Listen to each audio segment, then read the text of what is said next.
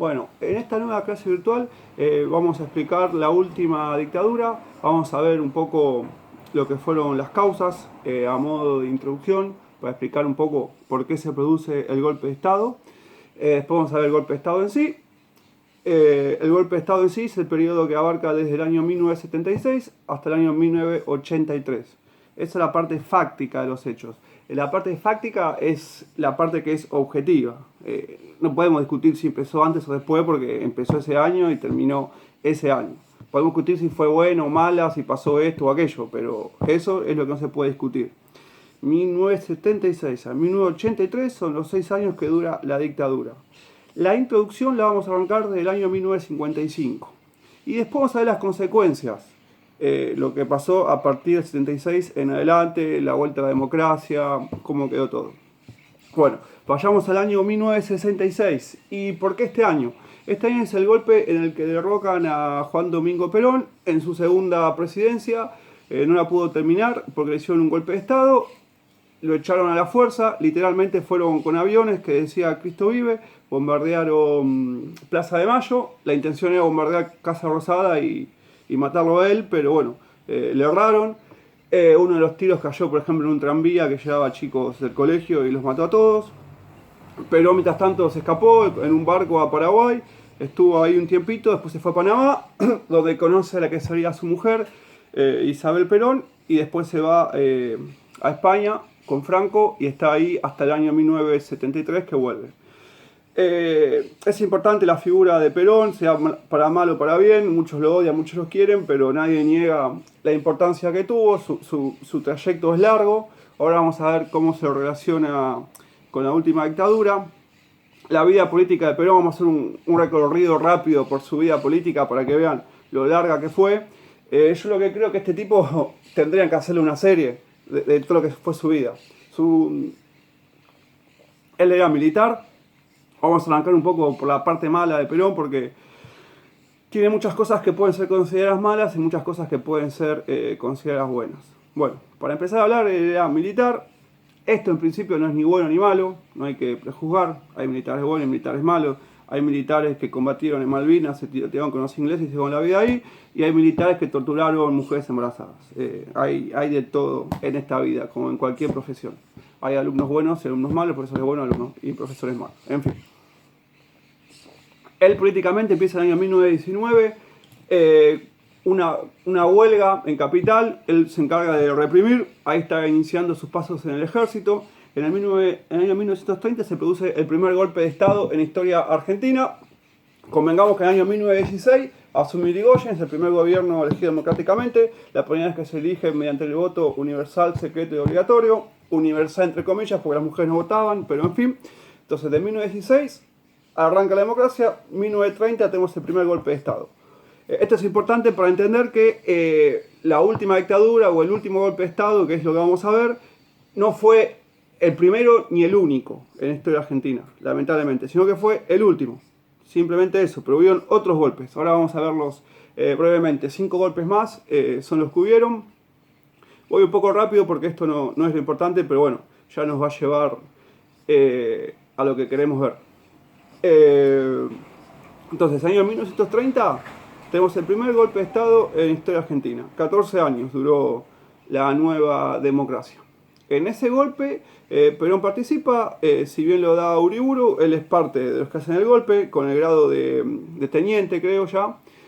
Después en el año 1943, o sea 3 años después, tenemos otro golpe de Estado, Perón también participa con el grado de coronel. Entre el año 1943 y el año 1946 es que Perón va tomando poder dentro del ejército, se hace vicepresidente, ministro de guerra, se encarga del Ministerio de Trabajo y empieza a darle beneficios a los trabajadores. Es una de las causas por la cual lo meten preso. Todo el pueblo sale a pedir que vuelva. El 17 de octubre de 1945 finalmente Perón vuelve. 1946 hay elecciones, las gana rotundamente y es elegido presidente de manera democrática. O sea, es verdad que participó en 2 golpes de Estado, pero en el 46 es elegido democráticamente. Su primera presidencia va a concluir, va a durar los 6 años que duran en esa época, desde 1946 hasta 1952. Para el 52 las cosas un poco cambian, ya Argentina se aleja de la guerra, Es un tema crucial. Una de las causas del golpe del año 1943, recordemos que estamos en plena Segunda Guerra Mundial. La Segunda Guerra Mundial empieza en el año 1939, termina en el año 1945. Estamos hablando del año 1943, justo a mitad de la Segunda Guerra Mundial. Los militares lo que no querían era que el país sea aliado de Estados Unidos y la Unión Soviética, porque ellos simpatizaban con el eje, que estaba la Alemania nazi y la Italia fascista. De hecho, nuestros militares eran formados allá porque simpatizaban con sus ideas. De hecho, Perón fue capacitado en la Italia de Benito Mussolini, que tomó muchas ideas para ejercer el mando. Pero bueno, esa es otra historia. Pero para que sepan las contradicciones, ¿no? Muchos a mí me han dicho que soy peronista y me quieren explicar a mí esta parte de historia de Perón. Me vienen a decir, ay no, pero Perón era militar, como si yo no lo supiera. Que para mí es básico eso, y el que todos lo sabemos. Él nunca lo ocultó, él estaba orgulloso de serlo. En fin, más allá de eso, bueno, del año 1946 al año 1952 es presidente democrático, amplía derechos de los trabajadores, amplía derechos civiles. Se dicta lo que ahora es el artículo 14 bis de la Constitución, el cual otorga a los trabajadores vacaciones, aguinaldo y demás, que si bien es verdad que le había pensado un socialista, que era Alfredo Palacios, eso que tienen los socialistas y los comunistas y demás, que pocas veces tomaron el poder, pero muchas ideas de ellos finalmente se han visto plasmadas, aunque sea por otro. En fin, Perón da beneficios a los trabajadores, por eso es que tiene mucho apoyo popular. Contaba con Eva Perón como su mano derecha, que también daba muchos beneficios.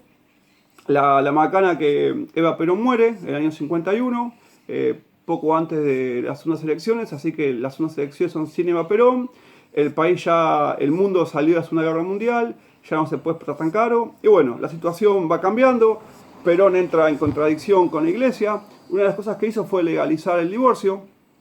Ahí empieza lo que es la llamada separación de la Iglesia y el Estado. El divorcio estaba prohibido porque lo prohíbe la Iglesia. Vos te casás hasta que la muerte te separe. ¿Cómo es eso que después, porque tu marido te caga a palo, te vas a querer separar? No, vos tenés que seguir, aunque se odien, se maten, no se separan nada, según la Iglesia. Vos juraste ante Dios y listo. Pero bueno, desde el punto de vista civil, tienen en cuenta que las cosas pueden no andar bien. También legalizó la prostitución. No sé bien por qué, pero obviamente eso a la Iglesia no le gustó. En fin. Finalmente, en el año 1955... como habíamos dicho al principio, a Perón le hace un golpe de Estado y se va. Y acá empieza la introducción verdadera al golpe de Estado. Estamos en el periodo 1955-1976. Acá empiezo a ir un poquito más lento, que empieza un poco lo más importante. Primeramente tenemos que ver un poco lo que es el contexto mundial. ¿Qué pasaba en el mundo? Bueno, habíamos adelantado que finalizó la Segunda Guerra Mundial.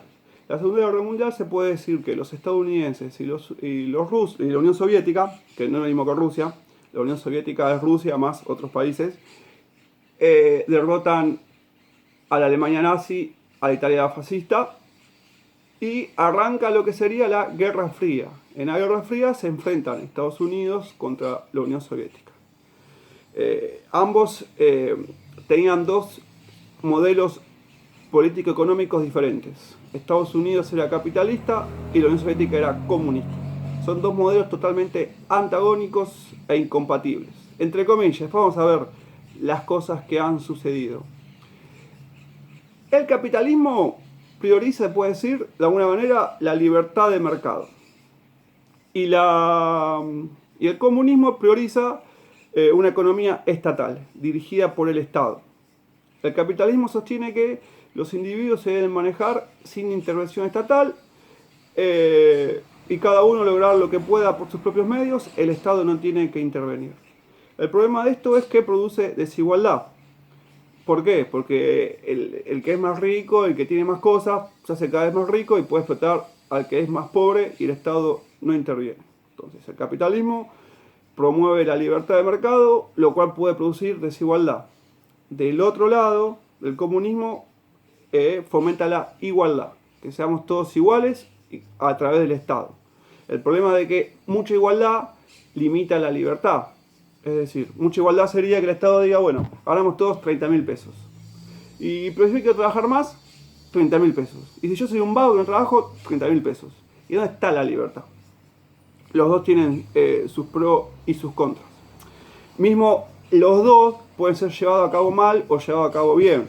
Pueden ser corrompidos o no corrompidos.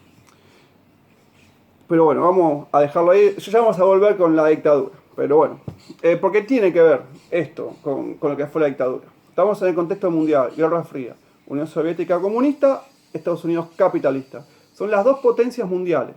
Se habla de un mundo bipolar, donde hay dos grandes potencias. Ambos países quieren imponer su sistema económico y político al resto del mundo, como sea, por las buenas, por las malas, prestando plata, como sea.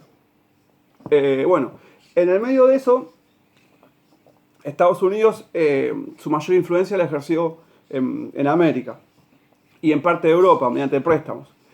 Y la Unión Soviética en Europa Oriental, lo que es hoy en día sería Bosnia, Serbia y Montenegro, la ex Yugoslavia, Lituania, toda esa parte de Europa estaba bajo la Unión Soviética. De hecho, la Rusia copa esos lugares y son una especie de colonias rusas, es territorio ruso, entonces esa es la Unión Soviética. La Unión Soviética, que la sigla es URSS, significa Unión de Repúblicas Socialistas. En el medio de todo este contexto, todo esto nos hablamos del periodo que estamos hablando, que es el periodo del exilio de Perón, que va del 55 al 76. Desde que le hacen el golpe de Estado a Perón para que se vaya, hasta el 76, que es el golpe de la última dictadura. Que poco antes de la última dictadura, Perón va a volver al país y va a ser elegido nuevamente. En este contexto, donde Estados Unidos quiere ejercer influencia sobre América, es decir, quiere que toda América sea capitalista y actúe según los intereses de ellos, que sea una especie de semicolonia de ellos. Una colonia que se podría decir que tenía Estados Unidos era Cuba. Acá vienen algunas particularidades de la historia de Cuba y vamos a ver cómo se relaciona. Cuba era una colonia estadounidense lo usaba para la prostitución, para el casino, y tenía un dictador que se llamaba Batista, que obedecía a las órdenes de Estados Unidos directamente.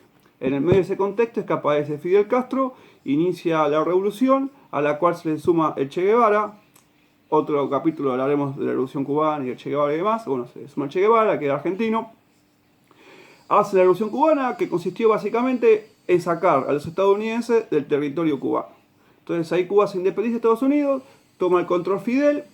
Ante esto, la Unión Soviética se hace aliada de Cuba. Eso, el enemigo de mi enemigo es mi amigo. Bueno, entonces Cuba se alía con la Unión Soviética le brinda apoyo, y Cuba empieza un proceso independiente y comunista. Es decir, por ejemplo, todas las tierras que eran de empresas, sobre todo estadounidenses, se la quitan y la reparten entre el pueblo. A la fuerza, sí, se mató gente, a los opositores se los mató, por eso la contradicción. Pero bueno, en toda revolución hay sangre. ¿Qué se le va a hacer?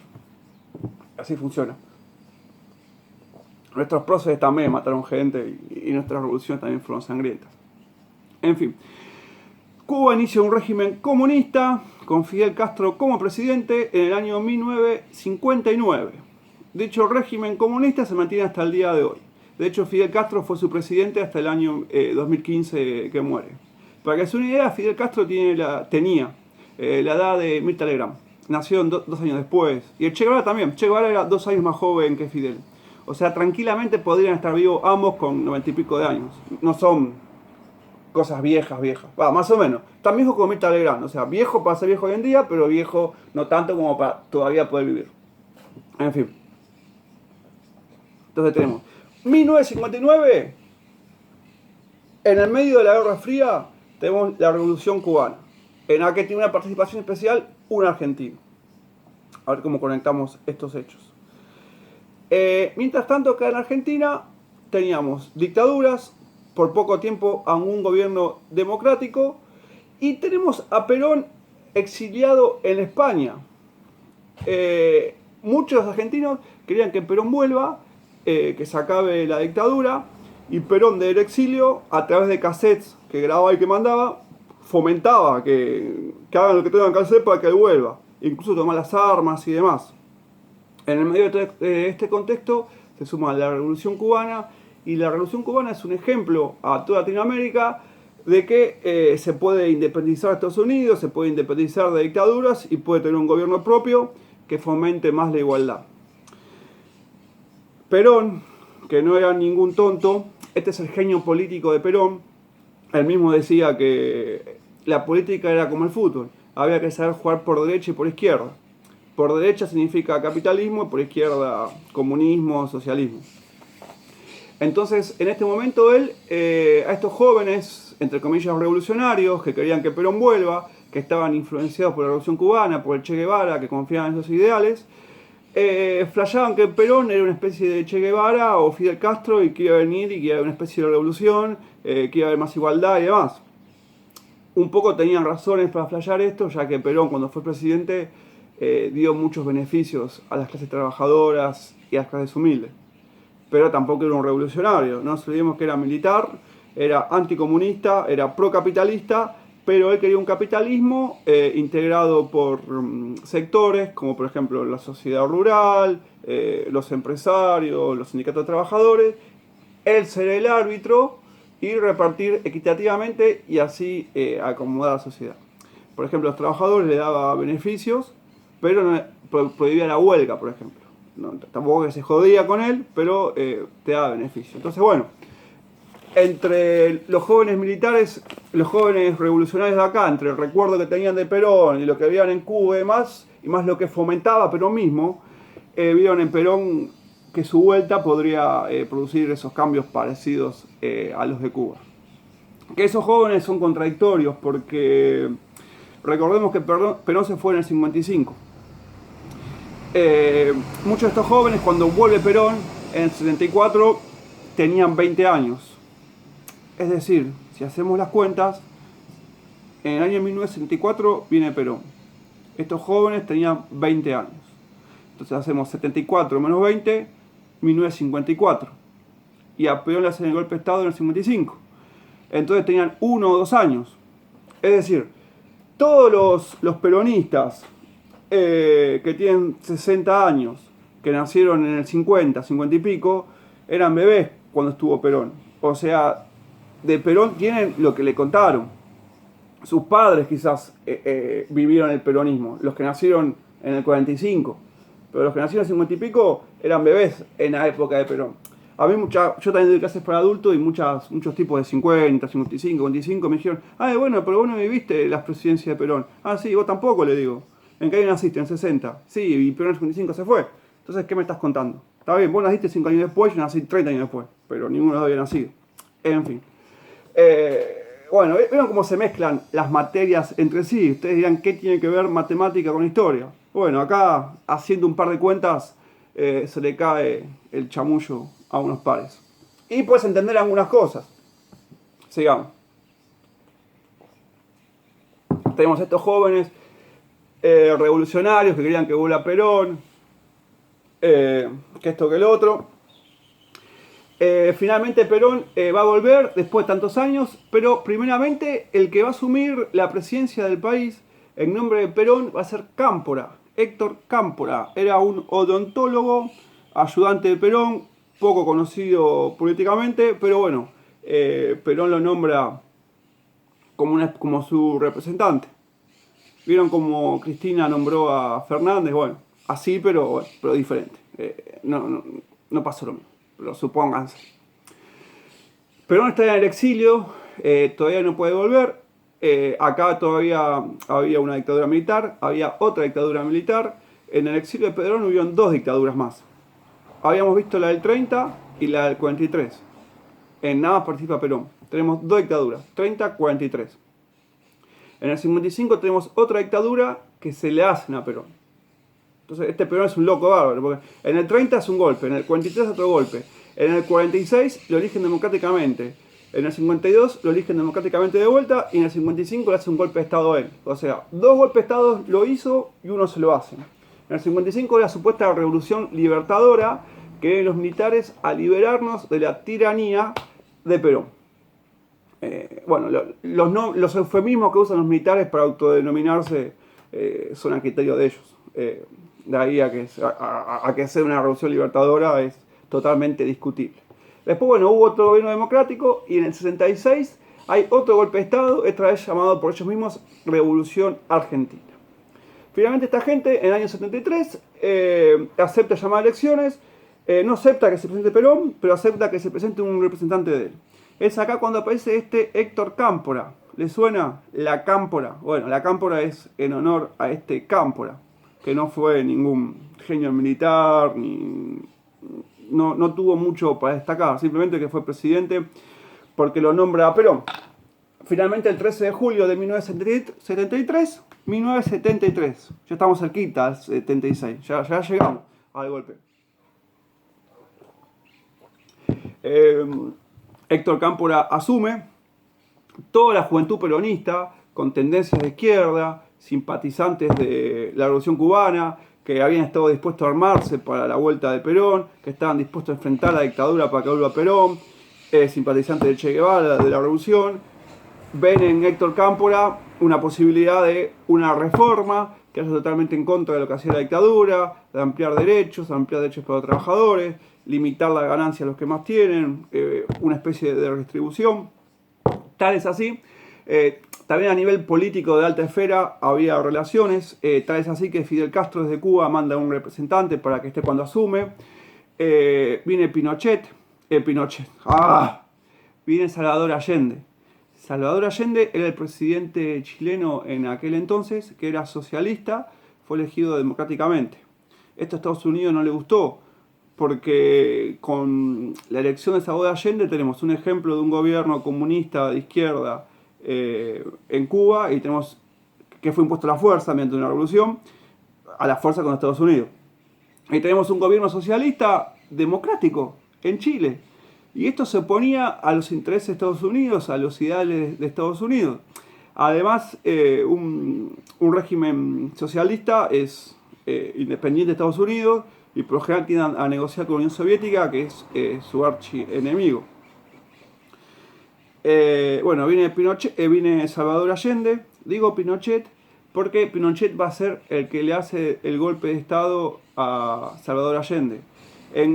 Acá tenemos nuestro golpe de Estado, pero en toda Latinoamérica se dan una sucesión de golpes de Estado que tienden a evitar que ningún país se vuelque ni siquiera por poquito hacia el comunismo.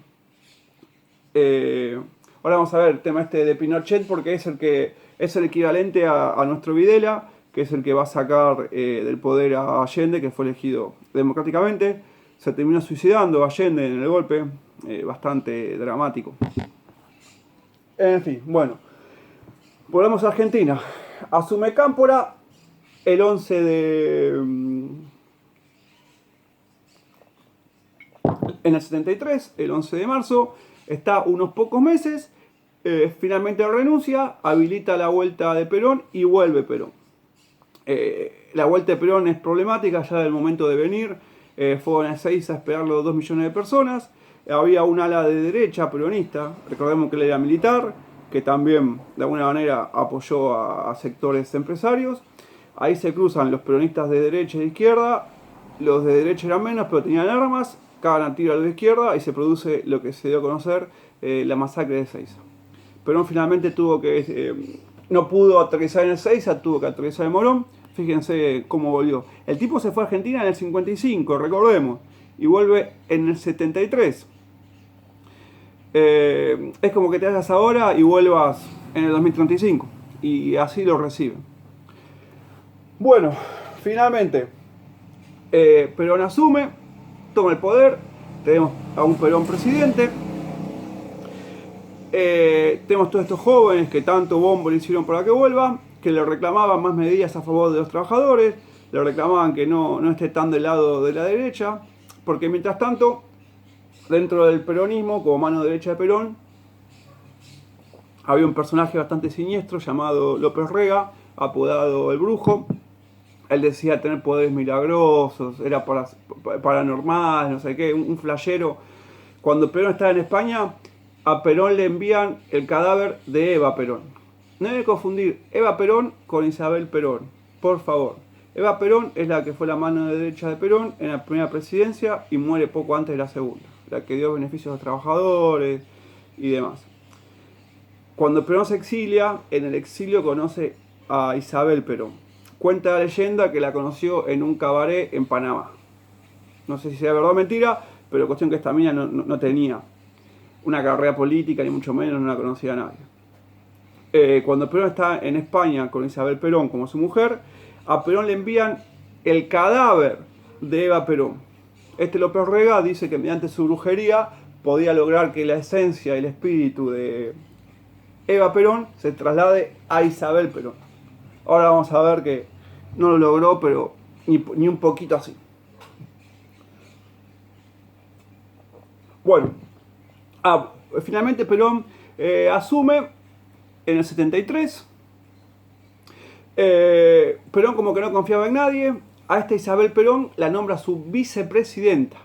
Entonces tengo Perón presidente, esta mujer que había conocido por ahí la nombra su vicepresidenta, Isabel Perón. Tenemos a López Rega, que era el brujo. Muchos decían que era el amante de Isabel Perón. Aparte de ese brujo, que eso sería lo de menos, sería un dato de color, nos cagamos de risa, qué divertido.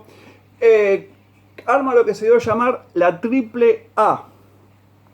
Triple A significa Alianza Anticomunista Argentina. ¿Se acuerdan? Guerra Fría, capitalismo, comunismo, capitalismo yanqui, comunismo Unión Soviética. Bueno, Alianza Anticomunista Argentina. Vieron como todo tiene que ver con todo. La Alianza Anticomunista Argentina era un grupo paramilitar que se encargaba de perseguir a los peronistas que a López Rega le caía mal, es decir, a los peronistas de izquierda. Paramilitar significa que es una fuerza armada, pero que está fuera del Estado. Es decir, que es una fuerza armada que no es ni la policía, ni la gendarmería, ni la prefectura. Esto es ilegal. Supone que el Estado tiene que tener el monopolio legítimo de la fuerza física. Uno podés juntarte con 30 amigos, agarrar armas y salir a hacer justicia. Eso es ilegal. Bueno, este tipo lo hacía, era un ex comisario, conocería gente de la fuerza, que odiaba a esta juventud peronista, serían unos zurditos para ellos, los perseguía, los mataba, y lo que se dice es que Perón un poco hacía la vista gorda con este tema. Entonces ahí empezó a haber una tensión. Estos jóvenes anteriormente ya habían formado por Dictadura Perón, los Montoneros, la ERP, son todos movimientos, después fueron subversivos, hasta acá todavía no, armados en contra de la dictadura. Bueno, hay que ver, montoneros, la palabra suena mala, ¿no? Todos dicen, ay, los montoneros. Hay que ver hasta dónde fueron malos, hasta dónde fueron buenos, porque es verdad que se armaron, pusieron bombas, pegaron tiros, pero fue contra una dictadura. En fin. Ya vamos a volver igual a este caso. Aquí hay contradicciones, hay mucha gente que odia a Cristina porque dice que era montonera.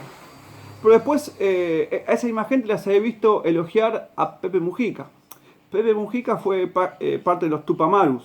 Los Tupamarus era el equivalente a los montoneros pero en Uruguay. También fue parte de un grupo armado que se enfrentaba mediante la fuerza a los golpes militares de Uruguay. Sí, ese viejito inocente, sí, agarró los fierros y se enfrentó a la dictadura.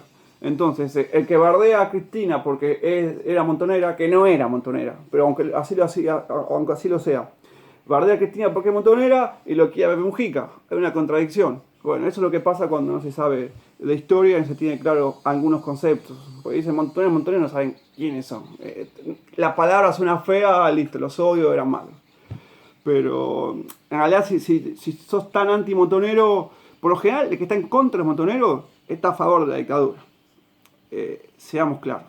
Que tienen derecho a estar a favor de la dictadura, pero sáquense la careta, no es que odias a los montoneros, te cabe la dictadura, te cabe la mano dura, bla bla bla. Pero ya vamos a meternos en eso. Bueno, lo que pasó con Perón. Estaba Perón, primeros meses, López Rega, la Triple A, persigue a peronistas de izquierda, los mata si es necesario. Los peronistas de izquierda, que eran jóvenes, que en un principio eran llamados la Juventud Maravillosa, en un acto, el 1 de mayo del 74, le reclaman a Perón que hay mucha gente de derecha, que no sé qué. Esto se lo reclama en la cara, ¿eh? Perón salía al balcón de la Casa Rosada y le hablaba al público que estaba en Plaza de Mayo. Tenía la característica de ser directo, de hablar directamente con su gente. Cuando estos jóvenes en su cara le reclaman esto, que tenían banderas montoneros, que decían montoneros y demás, que hasta ese momento era un grupo político legal, estaba todo bien, era como si diga la cámpora hoy en día, estarás a favor o en contra, pero es legal, no matan a nadie. Le empiezan a reclamar a Perón y Perón los termina echando de la plaza. Hay un video de esto, voy a ver si lo agrego a mi canal. Le dice, ¿qué se creen estos jóvenes imberbes? Imberbe significa que no te crece de barba. Van a venir ahora, decir a mí qué tengo que hacer, que ellos hace poco que están, no sé qué. Esta gente se ofende, se va de la plaza y ahí empiezan a cortarse la relación con Perón. Tras de esto, López Rega lo sigue persiguiendo. Tras cartón de esto, la situación económica en el país no está bien. Y para rematarla, bien rematada y que acá arranque la raíz de que se pudra todo, Perón finalmente muere. El líder máximo, el único que podía más o menos controlar las cosas, muere. Y como todos sabemos, legalmente cuando el presidente muere, ¿quién tiene que asumir? El vicepresidente. Por eso muchos decían que Cristina iba a matar a Alberto para asumir ella. Hasta ahora no lo mató y dudo que eso pase. Sería bastante grosso, pero dudo, o sea, dadas las circunstancias, pero bueno. Muerto el presidente, asume el presidente. Imagínense en todo este contexto que había, toda una juventud de izquierda resentida con este peronismo de derecha, con López Rega a la cabeza, con gente armada que perseguía gente y la mataba, una economía que iba para atrás. Encima de esto muere Perón y encima de esto asume la mujer, que es una mujer con cero experiencia política, cero tacto político, y asume ella la presidencia.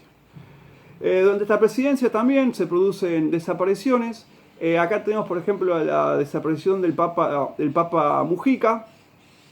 Acá la Iglesia, de alguna manera, mediante la teología de la liberación, se vuelca un poco a la izquierda, es decir, no son comunistas, pero se dan cuenta que hay mucha pobreza en el mundo. Que está bien con el capitalismo, pero como dijimos antes, produce desigualdad, hay mucha pobreza y los sectores pobres no necesariamente son comunistas, ni revolucionarios, ni nada por el estilo, sino tienen hambre o quieren mejoras laborales, quieren cobrar un mejor sueldo.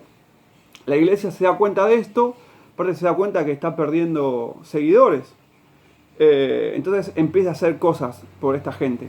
Acá aparecen los famosos curas villeros o papas villeros, que hace poco fueron mostrar en la tele que un cura villero fue a hablar con Alberto para contarle qué pasa en las villas, en los lugares más pobres, que son marginados, que no los vemos, pero están. Bueno, el padre Mujica era un cura de estos villeros que hacía cosas por la gente pobre en las villas y acá desaparece y lo matan.